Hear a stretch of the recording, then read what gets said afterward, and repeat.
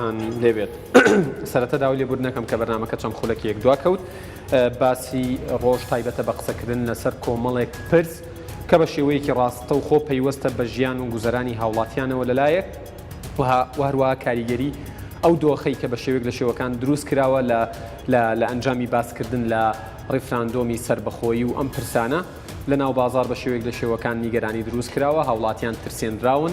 دیارە دواتر کاک شێخ مستەفا عەبدوڕەحمان زیاتر ڕوونی ئەکاتەوە کە ئەمانە کاریکێن بەرژەوەندی کەی تێدایە هەڵپا لە بازار دروست بێ لە کاتێکە تەبیعیە لە ساڵان لە بەرەجەژنانە هەر بازار جوڵاوە و شتی زیاتر هێنراوە و شتێکی ئاسایی بۆ بەڵام ئێستا کراوە بە شتێکی نائاسایی دیارە ئەمەش بە شێوەیەک قازانج و سوودی هەندێکی تایە لایەنێکی تری قسەکردنە لەسەرەوەی کە پێش چەند ساڵێک کاکشێخ ڕایگەیاند کە نزیکی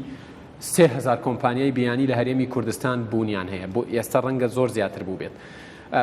لە کاتێکە لە عێراق تەنان 150 کۆمپانیای بیانی هەبووە لەو کاتێ ئایا بوونی ئەم کۆمپانیایانە دڵنیایی نییە بۆ وڵاتیانی هەرێمی کوردستان بوونی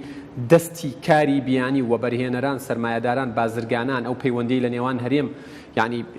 بۆ نمونە یەکێتی هاوردە و ناردنکاران ژوورە بازرگانیەکان شوێن و NGO جیاوازەکان دەستگا پەیوەنددارەکانی حکوومەت هەرێم لەگەڵ وڵاتانی دەرەوە هەمووی کاریگەری ئەرێنی نەبوو لەسەر پەیوەندیەکان و دۆخی ئابووری و مەبەستمانە لەسەر لایەنی گومرک و کاریگەریەکانیشی لەسەر بازرگانانی هەرێمی کوردستان قسەیەک بکەین کاک شێخ مستەفا عەبدوڕەحمان سەرۆکی گشتی یەکێتی هاوردە و ناردنکارانی هەرێمی کوردستان ماندوو نەبن بەخێر بێن ئەمەوێ بۆ پرسیارە دەست پێ بکەم ئێوە لە ناو بازاڕن مامەڵەی ڕۆژانەتان لەگەڵەوە بەرهێنەران و بازرگانان و هاوڵاتیان هەیە یعنی نیگەرانیەک لەلایەن هاوڵاتیان دروست کراوە خەڵک هەڵپەیەتی ئەڕوا گەنمە کڕێ برنجە کڕێ ترسیەوەی نییە یعنی بەم گەرمایە ئەسپێلەی بات یعنی هەڵپە دروست بووە نیگەرانی دروست کراوە لە ناو خەڵکە ئەمە بە بەرنامە کراوە و جەنابتان کە سەرۆکی گشتی یەکێتی هاوردە و ناردنکارانن چۆن ئەم خەمە و ئەم تەمە ئەڕەوێننەوە بە ناوی خۆی گەورە وەکو ئەبینین ماوەیەکی زۆرە تقریبان 25 ڕۆژە بێ گەنم کە بەڕاستی تەڵەبێکی زۆری لەسرە و ئەشچێ بۆ جنوب بۆیە خەڵکێکیش کەوتوتە کڕینی گەنم ئەمە ئەوە ناگەیەنێ کە بەڕاستی سنوورەکان یان ئاڵۆزی لە شوێنێک پەیدا بووە بەڵام ئەوەی حەزەرێکە کە خەڵکەکە کردوێتی ئێمە کە ئەبینین وەکو ئەندامەکانمان گەشێتی هاوردنکاران هەرێمی کوردستان هەموو کات ئەندامەکانی ئاگادار کردوتەوە کەوە کاڵای باش بێنێتە هەرێمی کوردستان و کاڵایەکی زۆر بێنێتە کوردستان لەبەرچی لەبەر ئەوەی کەوە منافەسەی نرخ بکرێت بۆ ئەوەی کەوا نرخ چەقبەستوو نەبێ بتوانێت لە ناو یەکا منافەسە بکرێ و کاڵا نرخەکانی بێتە خوارەوە ئەمە ئێمە چونکە بەڕاستی زۆر کات بۆ ئەوەی کەوا ژێرخانی ئابووری هەرێمی کوردستانیش زیاتر دەوڵەمەند بێ بۆیە ئێمە لە هەموو بۆنەکاندا بە تایبەتی لە ڕەمەزان کە پێشەوەی ڕەمەزان بێ زۆر کات ئەندامەکانمان ئاگادارەکەینەوە کەوا کاڵایەکی زۆر بێنن مەخزنەکانتان پڕکەن بۆ ئەوەی کە لە کاتی ڕەمەزانە لەبەر ئەوەی طلبێکی زۆر لەسەر خواردەمەنی پەیدا ئەبێ بە عادەتەن یعنی ئەوە ئەتیادیە و ئەم ساڵ خۆشبەختانە کە بانگەوازمان بۆ ئەندامەکانمان کرد وتمان کاڵای باش بێنن و ژەرخانی ئابووریێنم بدەن زیاتر پڕ بکەن و مەخزنەکانتان پڕ بکەن ئەو بتواندرا کاڵایەکی زۆر هات و لەم ڕەمەزانەدا بەڕاستی هیچ نرخ زیایی نەکرد و لەگەڵ ئەوەشدا کاڵایەکی کە زۆر هەبوو هەڵپەیەکی خەڵکیش نەبوو چونکە زانیان کاڵا زۆرە ئێستا کە ئەبینی چەند ڕۆژێکە ئەوە ناگەیەنێ کە لاسا مەحەڵڵا سنوور کێشەیەکی تیابێ یاخود کێشەی تیا ئەبێ ڕۆژانە چەندەها سیارەی گەورە باری خۆراک دێنە هەرێمی کوردستان و مەخزنەکان هەمووی پڕە لە خواردەمەنی پێویست ناکە ئەو دڵە ڕاوکێ هەبێ لەم کاتەدا کاک شێخ مستەفا بەنسبەت سنوورەکانەوە یان با پێش سنوورەکان قسەیەک لەسەر ژێرخانی ئابووری هەرێمی کوردستان بکەین ژێرخانی ئابووری هەرێمی کوردستان بایی ئەوە لە ڕووی خۆراکیەوە لە ڕووی ئەو شتانەی کە پێویستن بۆ ژیانی ڕۆژانە بای ئەوە دەوڵەمەندە کە هاوڵاتیان هیچ بانگەشە و پروپاگەندەیەک ینی نیگەرانیان نەکا. بەڵێ ئێستا ئەبینین کە زۆر لە مەخزنەکانی ئێمە باز لەو بازرگانانە ئەکەین کە خاوەنی براندی گەورن، خاوەنی براندی خواردەمەنی وەکو برنج و ڕۆن و ئاردن، ئەمانە مانگانە تەڵەبێکی زۆر ئەکەن، مەخزنەکانیان پڕ ئەکەن لەبەرچی لەبەرەوەی کە ئەگەر هیچیش نەبێ چونکە ئەوان عەقدیان کردووە لەگەڵ ئەو کۆمپانیانە، ئەو عەقدەش ساڵانە ئەبێ ئیلزامن بەبێ ئەو کەمیەتە بێنن بۆ ئێرە بۆ هەرێمی کوردستان، بۆیە مەخزنەکان زۆر پڕن لە کاڵا. یعنی ئێمە تێبینیمان کرد لەم چەند ڕۆژە کەوتیان کاڵا بەرز بۆتەوە، پەیوەندیمان لەگەڵ زۆر لەو کۆمپانیا گەورە زەبەلاحانە کردکەوە خاوەنی براندی گەورن، ئەوان بە هیچ شێوەیەک نرخیان زیاد نەکردووە. کی ئەم پروپاگەندە بڵاوەکاتەوە بەڕاستی لە چیە؟ هیچ بەرژەوەندیەک بەسەرەن ئەگەر ناحەزی کوردستانە بێوێت تۆزێک پەست بێ بەم ڕیفراندۆمە، تۆزێک بێوێ ئاڵۆزی دروستکە، احتیکار و بازاڕگەرمی بۆ خۆیان بگەڕێ. بڕوا ناکەم چونکە تێبینیمان کرد کەسێک نەبوو لە بازرگانەکان کاڵایەکی هەبێ و کە بووی نەفرۆشرابیان شتێک، ئێمە تێبینیمان کرد ئەو گرانیە لە چەند دوکانێک ڕوویە، یعنی دوکانی سادە و ساکار کە خۆی توانای ئەوەنەی نییە، توانای ئەوەنەی هەیە ڕۆژانە 50 فەردە برنج بێنێ، 20 فەردە برنج بێنێ لە ئاستی خۆیان، بەس خەڵکەکە نەچوو بۆ لای جوملە فرۆشەکان بزانە ئایا چۆنە. یعنی جوملە فرۆشەکان شوێنیان ئۆفیسیکیان هەیە و پەیوەندیمان پێوە کردوون بە هیچ شێوەیەک زیاد نەبووە. بگرە ئێمە ئەوە 25 ڕۆژە زیاترە بە پەیوەندی لەگەڵ کۆمپانیاکان بە بانکردنیان بە سەردانیان کە پیان ئەڵین کاڵا بێنن زیاد لە حەد بۆ ئەوەی کەوا بتوانن ئێوە کار و چالاکیەکانتان نەوەستێ بەردەوام بێ، ئەوانیش ماوەیەکی تر ئەو کاڵایانە ئەگا برنج و ڕۆن بزانە ئەم نرخەی ئێستا زۆر زیاتر دائەبەزێ، چونکە بۆ لەبەر ئەوەی کابرا عەقدێکی گەورەی کردووە، ئیلزامە ئەو عەقدە پەیوەست بێ پێوەی و ئەیهێنێ ئەو کاڵایە بۆ کوردستان ئەبێ بیفرۆشێ. خواردەمەنیش وەکو شتی تر نییە، وەکو جلوبەرگ نییە، وەکو ئەشیای ناوماڵ نییە. ئەو لەو مەوعیدەیە ئەگەر هات و نەیفرۆشت ئەو بەروارەی کەوا لەسەرەتی بەسەر بچێ تازە ئەبێ فڕێی بە لە ناو ئەچێ دۆ بە تایبەتی ئارد و برنج، یعنی بە شێوەیەک ئەبێ کە شوێنێکی تایبەتی بوو ئەبێ کەمکەمە بیکڕی و کەمکەمە تەواو سەرفی بکەی. ئەو کۆمپانیایانە خواخوایانە زووتر ئەو کاڵایانیان سەرف بکەن. کاک شێخ مستەفا، جەنابتان سەرۆکی یەکێتی هاوردە و ناردنکارانی کوردستانن لە ماوەی ڕابردوودا و تاقی تەعاونی ئێران سەردانی کردبوون. ئێوە دانیشتن لەگەڵیانە لە نزیکەوە بەپێی زانیاریەکانی من، ئێوە کە لەگەڵ ئەو تاقی تەعاونی کە یعنی مؤسسەیەک نییە تۆ لە ئێرانە هەر ئاوا سەیریکەی بە شتێکی بەسیتی ببینی، دانیشتن باجارێ باسی ئێران کە نەچینە سەر باسی تورکیاش، باستان لەگەڵکردن باسی ئەوتان کرد کە ترسی ئەوە هەیە سنووردا بخرێت لە کاتی کە ڕیفراندۆم بکرێت و باسی سەر بەخۆی بکرێت. وەڵامی ئەوان چی بوو؟ چونکە بەرپرسی تریشیان لەگەڵا. بەڵێ 20 ڕۆژ پێش ئێستا وەفدێکی گەورەی وتاقی تەعاونی سەرۆکی گشتی وتاقی تەعاونی لە تاران مستەشاری ڕئیس جمهورە، دوای ئەوە ئەندام پەرلەمانێکیان لەگەڵ بوو لە بواری ئابووری لە پەرلەمان لە لیژنەی ئابووری بە دوواداچوون. ئێمە من پێم خۆش بوو لەگەڵ ڕئیسی وتاقی تەعاونی دابنیشم لەگەڵ پەرلەمان هەندێک و توێژمان کرد کە باسمان کرد لەبارەی ئەوەی کە ئێمە باشە عەقد لەگەڵ ئێوە بکەین، گرێبەست لەگەڵ ئێوە بکەین، ئەم وەفدەتان هاتووە، ئایا ئێمە ڕیفراندۆمێکمان لە پێشە لەم حاڵەتەیە ئەگەر هاتوو ئێوە داواکەن گرێبەست بکرێ، ئێوە داواکەن ئەو کارخانانەی ئێوە کاڵاکانیان بگاتە کوردستان بە کەمیەی زۆر و ئەتانەوێ منافسەی وڵاتانی تر بکەن بۆ کوردستان، ئایا ئێوە لە حاڵەتی لاسامەحەڵە داخستنە ئێوە چ هەڵوێستێکتانە بێ؟ ڕەسەن ئەندام پەرلەمانەکە نەیهێژ وەڵامی بە سەرۆکی وەفدەکەی بجواب باتەوە، وتی من پەیوەستم بەوەوە کە ئەندامم لە پەرلەمان ئەو قسانەی کە بەڕێستانەیکەن ئەوە ئێمە هیچ تەوقعاتێکی لە نابینین و دڵنیابن شتی وا نابێت لە کاتی ئەنجامدانی ڕفراندۆم کاتی ئەنجامدانی ڕفراندۆم لە کاتی هەر کاتێکدا ئێمە پێویستمان بە بازاڕەکانی کوردستانە دێمە سەرباسیەوەش بەو لەبەر ئەوە ئێمە بە هیچ شێوەیەک ئێوە دڵنیابن کە ئەو مەرزەی باشماق بێ یان مەرزە فەرمیەکانی تر پەیوەست بێ بە ئێمەوە بۆ ئێران حاجۆمەران بە هیچ شێوەیەک باری ئالۆزی تیا دروست نابێ و داناخرێ بیر لە یاخستنیشی نکراوەتەوە بە هیچ شێوەیە هەتا بە سوحبەت وتی ئەگەر هەرێمی کوردستان خۆی بڵێ من دایەخەم و نامەوێ کاڵە دەسەڵاتمان نێ ئێمە لەو حاڵەتەیە کە بمانەوێ ئێمە نامانەوێ دایخین. باشە کاک شێخ مستەفا ئەچینە سەر باسێکی تر و دیسانەوە دێنەوە بۆ لای بابەتە بازرگانی و ئابوووریەکان و ڕێژەی ئەو تیجارەتەی لە نێوان هەرێم و تورکیا و هەرێم و ئێران هەیە بەڵام پێشەوە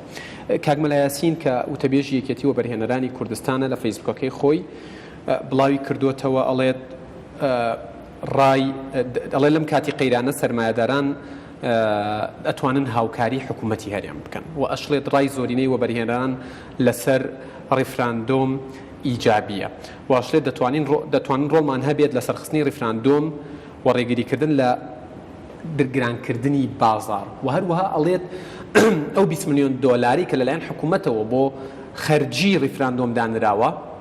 سەرمایەداران ئەتوانن ئەو پارەیە بدەن بە حکوومەتی هەرێم حکوومەت بەو مەرجەی باسی ئەوشی کردووە کە گۆڕان و پارتی بە تایبەت ڕێک بکەون و دۆخە سیاسێکە هێمن بێتەوە حکوومەتی هەرێم ئەو 20 ملیۆن دۆلارە بدات بە مامۆستایان بدات بە فەرمانبەران بدات بە کەم ئەندامان ڕای جەنابتان لەو بارەیەوە چییە؟ ڕفراندۆم بە هەموو شێوەیەک ئەبێ بەڕاستی کاری لەسەر بکرێ و بۆی بچیتە پێشەوە مادیەن معنەویەن بۆ ئەوەی سەرکەوتنێک ئەو مەسیری هەمومانە مەسیری کوردستانە لەبەر ئەوە بەڵام بەڕێی من حکوومەت ئەو میزانی داناوە ئێمە سەر لە حکوومەت باتێک نین ئەو میزانی کە داناوە بۆ ئەوەی کەوا ئەو ڕیفراندۆمە بکە لەوانەیە بیری کردوتەوە چۆنیەتی ڕەفراندۆم چۆنەکرێ و تێچووی چۆنە میزانی هەموو بۆ تەرتیب کردووە هیچ کێشەیەکیان لەوە نییە ئێمە ئەگەر ئینشاء مەسەڵەن بتوانین هاوکاری خانەوادەی شەهیدەکان چۆن ئەتوانن هاوکاریان بکەن و لەم بەرنامەیەوە ئێوە چ دەست پێشخەریەکتان هەیە ئێمە ژۆک و ڕاگەیاندن پاڵپشتیتان ئێمە بەسەراحەتەن لەبەر ئەوەی کە ئێستا الحەمدوللا موسڵ تەواو بوو بتوانین ئێمە خانەوادەی شەهیدان هاوکاریان بین بە پێی توانە بتوانین دڵنەوایی ئەو هەژارانە بکەین کە لەم کاتەیە بەڕاستی بار و زروف لەوانەیە بۆ خواردەمەنی ئەوان ئیمکانێتێکیان نەبێت ئەندامان و بەڵێ ئێمە ئەبێ بیر لە ئەمانە بکەینەوە کە بەڕاستی کێشەی داراییان هەیە یعنی بتوانین باری حکوومەت سوپ بکەین ئەنجینە مەسائلی ئەو بەرنامەی کەوا خۆی هەیەی حکوومەت بەرنامە ڕێژی کردووە لەوانەیە یعنی ئەو پێویستیاتەی نییە بەو شێوەیە ئێمە هەر کەسە لە ئاستی خۆی بتوانێت دەست درێژکە ئەو ئەرکەی لەسەر حکوومەتە لەلایەنی فەقیر و هەژارەوە ئێمە بتوانین چارەسەری بۆ بدۆزینەوەکو بازرگان لەعینی بەڕاستی ئەو کارمەندانش کەوا موچەیان هەیە من ناڵێم هاوکاریە و پێویستی سەرشانی حکوومەتە هاوکاریانەکە و پێی هەستی خۆیان بەو شێوە ئێمە خانەوادەی شەهیدان لازمە کەم ئەندامان بە پێداویستی تایبەت و هەموو ئەو کەسانی کەوا لەم ڕۆژگارەیە ئەوان ئێستا مەینەتێکە ئێمە بتوانین بە فریایان کەوتێ دۆخی ئەوان باشتر بکرێت وەڵامی ئەوانیش بۆ ڕیفراندۆم بەڵێ و ئیجابیە بێت ئێمە خۆتانە باسی ئێمەتان کردووە ئێمە ئەبێ بیر لەو کەسانە بکەینەوە کە بار و زروفیان تەواو نییە تا ئەوانیش هەستکەن دڵیان خۆش بێت کە ڕیفراندۆم بۆ ئەوانیش کەڵکی هەیە یعنی ئەگەر هاتو ئەو بەستکی برسی ناچێ بەڕاستی بچێ بۆ سەر سندوقی دەنگان یعنی زەحمەتە بیر لە ژیانی ڕۆژانەی خۆیە کاتەوە ئەمانە ئێمە ئەبێ ئەگەمە لەو کەسانە بێ وایان لێ بکەین کە بەڕاستی ئەو وەتێنێتی هەیەە زیاتر تۆختر ببێتەوە بۆی بەپەلە بچنە سەر سندوقی ڕیفراندۆم یعنی ئەمە شتێکی واجبی سەرشانی هەمومانە هەر کەسە لە ئاستی خۆی هەر کەسە بەپێی توانای خۆی بتوانێت هاوکاری هەموو ئەو کەسانە بکە کە لەم بار و زروفەی ئێستایە کەم دەرامەتن و بیر ڕیفراندۆم بۆ ئەوان ببێ بە مەبەست ژیانی بۆ ئەوانیش چونکە زۆربەی کە ژیانی ناڕەحەتە ئەڵێ من ڕیفراندۆم چی لێ بکەم کە من نەتوانم حەقی شێتی یعنی کە ئەو نەتوانێ ماڵ و مناڵ بەڕاستی ئیدارە با لەلایەنی داراییەوە و نەتوانێ شتێک بکڕێ بۆ مناڵەکان دڵی خۆش نەبێ لەوانەیە بەڕاستی حەقێتی ڕیفراندۆم چی ئیسفادە بەوە گەیەنێ بۆ ژیانی ڕۆژانەی بەڵام کە ئەو بتوانین هاوکار بین ئەم ڕیفراندۆمە بۆ ئەمڕۆنا بۆ مستەقبل زۆر گەورەیە بتوانین هاوکار بین ئومێدەوارین هەموو لایەک لە ئاستی خۆی بتوانێت وا بکە کە بتوانێت ڕیفراندۆم سەرکەوتوو بێت. ئێوە وەکو بازرگانان سەرمایەداران و بەرهێنەران ئەوانەی کە داهاتێکتان هەیە و خستوتانەتە خزمەتی یعنی گشتیەوە بە شێوەیەک لە شێوەکان لەناو خۆتانە تاوتوی ئەوەتان کردووە بیرتان لەوە کردوێتەوە کە پاڵپشتی ڕیفراندۆم بکەن بەو توانایی کە لە بەردەستانایە؟ بەڕاستی ئەوە پێویستە و واجبی سەرشانی هەر یەکێکی تاکی کوردە بە تایبەتی ئێمەی بازرگان کە هاوکاری تەواو بین بۆ ئەوەی کەوە ئەم فرسەتی هاتوتە پێشەوە لە کات و ساتی خۆیدا بە شێوەیەکی سەرکەوتوانە بە ئەنجام بگەیەندرێ و تاکو ئەوەی کە حکومەتە زلهێزەکانیش کە بزانن ئێمە بە گەرم و گوڕی ئەچینە سەر سندوق و تامەزرۆی ئەوەین کەوە ئێمە جیابوونەوەیەک لەگەر وڵاتێکی چەندەها ساڵەی سەرکوتکەرەی کوردستان جیا ببینەوە ئەوانیش بە دەنگی ئێمەوە دێن بەڵام ئەگەر هاتوو لە ناو خۆمان بەڕاستی کۆگ نەبین وڵاتان نیژنان بەدەممانەوە بەڵام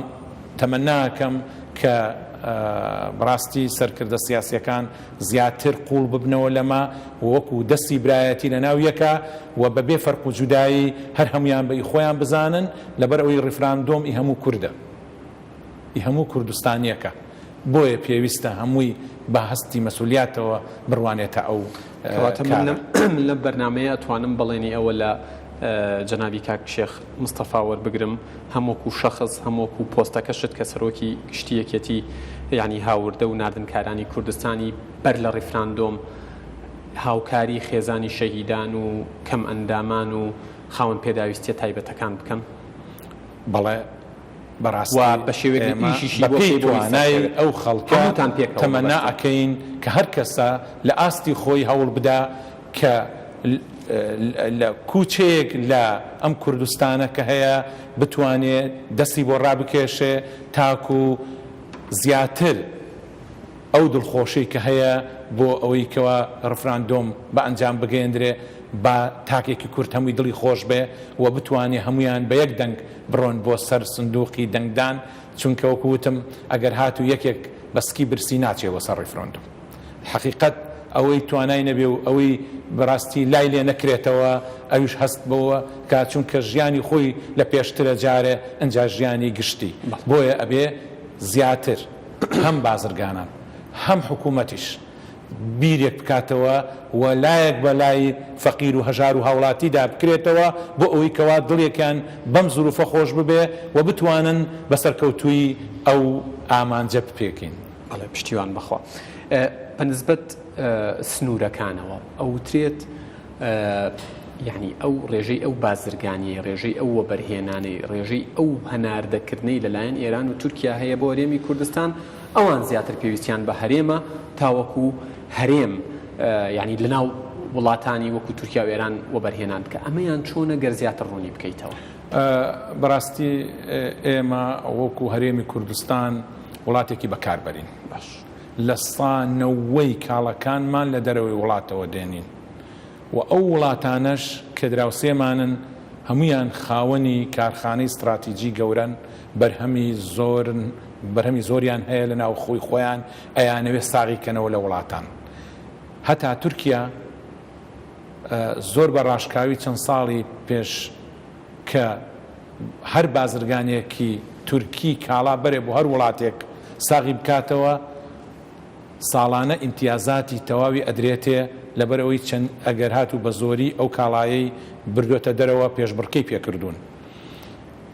بەڕاستی هەردوو وڵاتی دراوسێ خاوەنی ئیمکاناتێکی بەرهەمی خۆماڵی زۆرن مەبەستی گەورەیانە کە کاڵاکانیان لە دەرەوەی وڵات ساخ بکەنەوە. بە فرسەتەزان کوردستان کە دراوسەیانە زۆرترین کاڵای تیاساخ بکەنەوە ئەوان تەمەنا ئەکەن کە زیاتر عقد بکەن لەگەڵ کوردستان و عێراقدا بەڕاستی ئێستا ئەبینی کە ساڵانە ئەو کۆمپانیانە کە عقدیان گرێبەستیان کردووە لەگەڵ کوردستاندا ئەو گرێبەستانیان هەیە بۆ 5 ساڵە هەیە بۆ 10 ساڵە واتە ئەو کارخانانە ئەگەر هاتوو ئەو گرێبەستانە بەهۆی حکوومەتەکەی خۆیانەوە خەلەلێکی تێبکەوێ ناڕەزاییەکی زۆر گەورە دەرئەچێت کە هەر کارخانەیەک 2000 کەس تا 10,000 کەس ئیشی تیاکە ئەگەر کاری وەستا ئەزمەیەکی بەتاڵە لەناو ئەو وڵاتە بە زۆری دروستە بێ نەک کارخانەیەک و دوو کارخانە ئێمە کوردستانیش وەکو مەرکەزێک استراتیجی وایە بۆ باقی پارێزگاکانی عێراق لەبەر ئەوەی کەواتە ئەوان زیاتر خەمیان لەبەر ئەوەی ئەوان لە سا 75 بەرژەوەندیان زیاترە لەگەڵ کوردستان وەکو ئێمە بەرژەوەندیمان لەگەڵیان کاک شێخ مستەفا لەبەر گرنگی ئەم پرسیارە شەیکەم بە ئەخیر پرسیار بە کورتی و پوختی وەڵام بیتەوە سوپاس دەکەم ئەوترێت ئەو شتانەی لەلایەن بازرگانانەوە لە بەغداوە ئەهێنرێت لە عێراقەوە ئەهێنرێت بۆ هەرێمی کوردستان گومرکی ئەخرێتە سەر پەیامە چییە بۆ حکوومەتی هەرێم لەم ڕۆوە و بە نوێنەرایەتی ئەوانیش ینی خەمی دڵی ئەوانیش بگەین بەڕاستی پێم خۆشە لەم مینبەرەی بەڕێستانەوە حکوومەتی هەرێمی کوردستان لەوە ئاگادار بکەینەوە کە ئێستا بازرگانان هەوڵ ئێن کاڵای باش بێنن کاڵایەکی زۆر بێنن و هەموو کات بازرگانان ویستویانە لە دوورترین وڵات کاڵا بێننە هەرێمی کوردستان ئێمە زۆر نیگەرانین لەوەی کە حکوومەتی هەرێمی کوردستان ئەبێ زیاد هاوکاری بازرگانان بێ کە هاوکاری بازرگانان بوو یعنی هاوکاری هاوڵاتیانە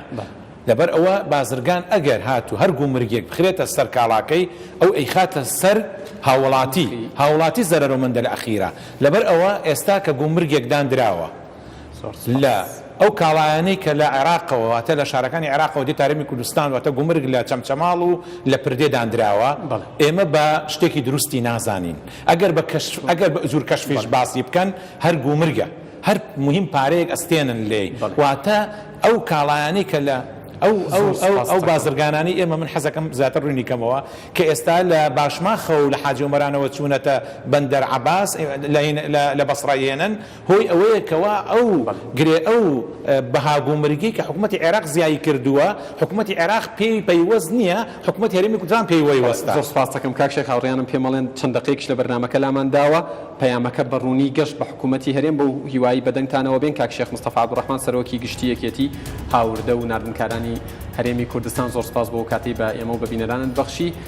بەو هیوایی کە پەیامەکانت بەڕوونی گەشت بێت زۆر سپاس بۆ ئێوەی بەڕێزی دەستان خۆڵە بینەرانی ئەزیز